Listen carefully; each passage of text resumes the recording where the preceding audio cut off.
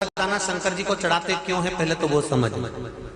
बेलपत्री का तो महत्व आपको बार बार बताया कि बेलपत्री शिव जी को क्यों चढ़ाई जाती है, कहीं रोग के लिए, कहीं बीमारी के लिए, कहीं किस कार्य के लिए, कहीं कोई कार्य के लिए, कहीं कोई कार्य के लिए। चावल का दाना अगर हम शंकर भगवान को चढ़ा रहे हैं तो क्यों चढ़ा रहे हैं, उसका कारण क्या है? चावल का दाना शिव को चढ़ाने का केवल एक कारण रहता है कि चावल को अक्षत कहते हैं।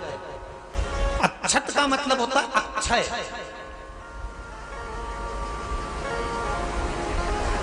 अभी हमारे यहाँ एक तिथि आने वाली है, अक्षय तृतीया।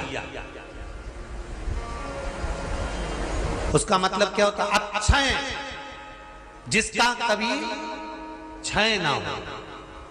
जब हम भगवान शंकर को चावल का दाना चढ़ाते हैं, जैसे बहुत ध्यान दीजिएगा महाराज, बहुत समझने वाली बात है, बहुत ध्यान से। चावल का दाना हमारे मस्तक पर तिलक करने के बाद पंडित जी क्यों लगाते हैं कि भगवान जैसा समय आज चल रहा है, आप पूजन कर रहे हो, पाठ कर रहे हो, दान कर रहे हो, पुण्य कर रहे हो, सत्कर्म कर रहे हो, भजन कर रहे हो, मेरा देव अधिदेव महादेव, मेरा नारायण, मेरा सत्यनारायण भगवान, मेरा राम जी, मेरा विष्णु जी, मेरा भागवत मैया, मेरी रामायण मैया, ब्राह्मण मस्तक पर तिलक लगाने के बाद चावल इसलिए लगाता है कि जैसा समय आज चल रहा है, भगवान तुमको ऐसा ही समय बनाकर रखे और तुम ऐसे ही चार चांद लगाते रहो, दान पुण्य संकीर्तन करते रहो। इसलिए मस्तक पर चावल का दाना लगाया जाए।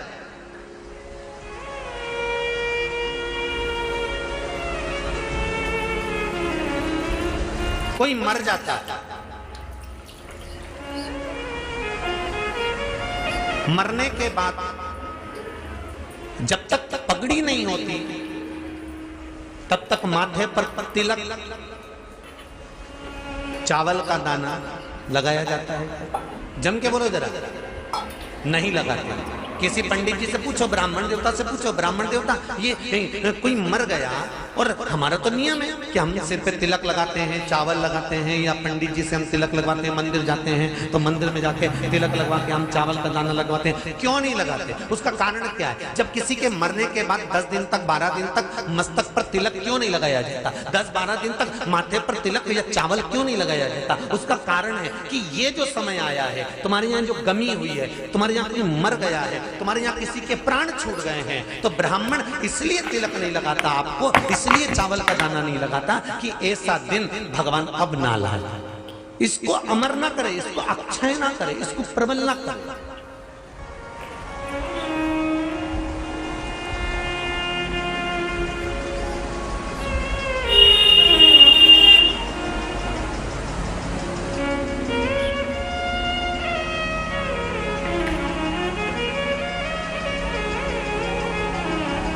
और जब चावल का दाना, तो यहाँ शिव महापुराण की कथा करी, चावल का दाना हम शिव जी को क्यों चढ़ाते हैं, भगवान को क्यों समर्पित करते हैं, भगवान की पूजन में अक्षत क्यों समर्पित करते हैं, चावल क्यों समर्पित करते हैं, उसका कारण क्या है? तो कहा आज मैंने जब चावल का दाना आपको समर्पित करा है, जिस भाव से, जिस विश्वास से, जिस श्रद्धा से, जिस मन से मैं आपको रिझा रही हूँ, हे भोलेनाथ मेरी ये मनोकामना पूर्ण कर, इसको अक्षय कर देना, इसको अमर कर देना, बस इतनी कृपा आप कर।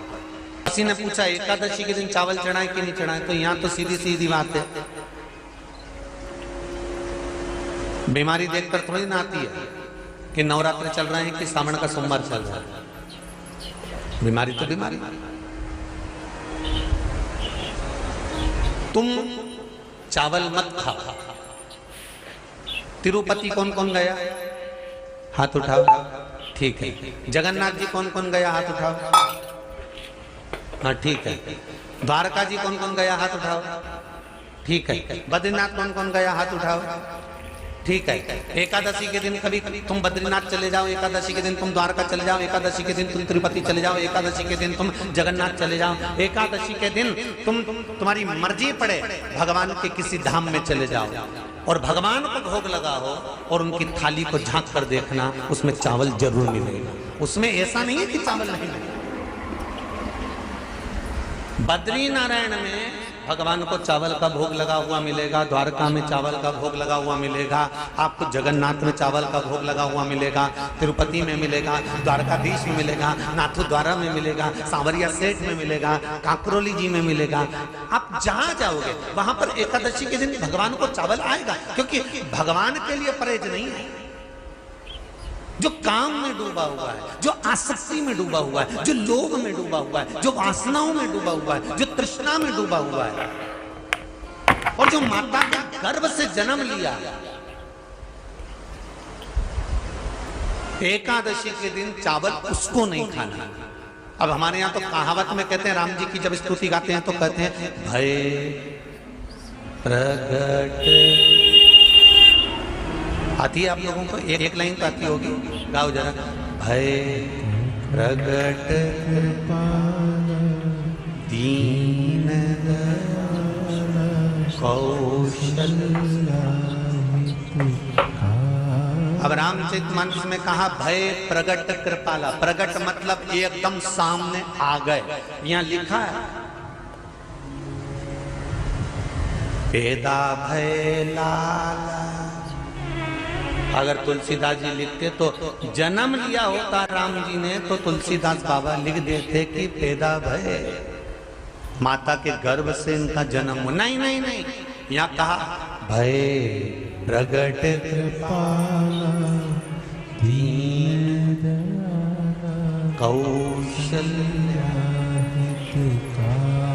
यहाँ प्रगट।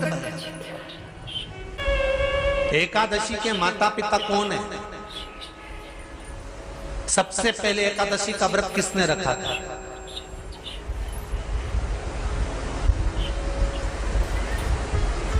एकादशी का जन्म स्थान कहां है? दुनिया के लोग बहुत प्रश्न करते हैं, राम जी अयोध्या में हुए थे, भगवान कृष्ण मथुरा में हुए थे, तो एकादशी कहां हुई थी? तो उसको बताना तो पड़ेगा कहां हुई थी।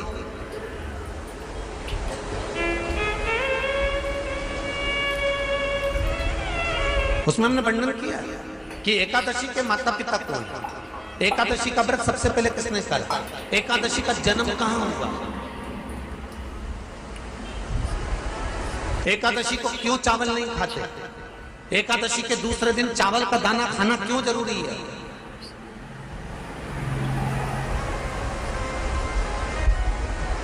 कौन सा तीर्थ है जहां एकादशी को उल्टा लटका दिया। एक एक चीज का वर्णन स्कंद पुराण सब चीजों का वर्णन कर देता है।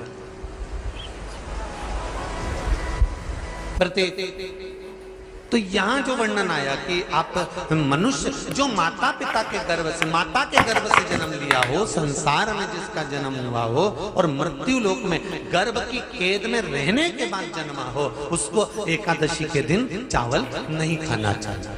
मारा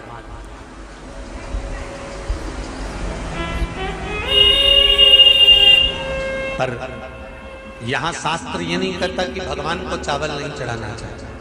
यहाँ शास्त्र कहता है आप शिव जी को चाहे एकादशी हो, चाहे द्वादशी हो, चाहे प्रदोष हो, चाहे पूर्णिमा हो, चाहे अमावस्या हो, चावल का दाना आप भगवान शिव को समर्पित कर सकते हो।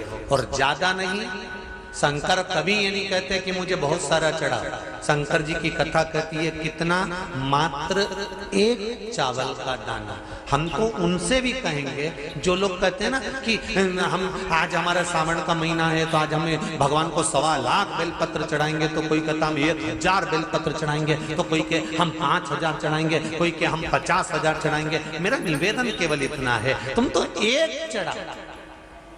और ये भी जरूरी नहीं है, एक बेलपत्र भी कब चढ़ाई जाती है शंकर भगवान को, जब तुमने किसी एक बेलपत्र का पेड़ लगाया होगा और वो पेड़ बड़ा हो गया होगा, तब तुम हकदार बनते हो कि किसी के पेड़ की बेलपत्र तोड़कर शिव को चढ़ाई जाए।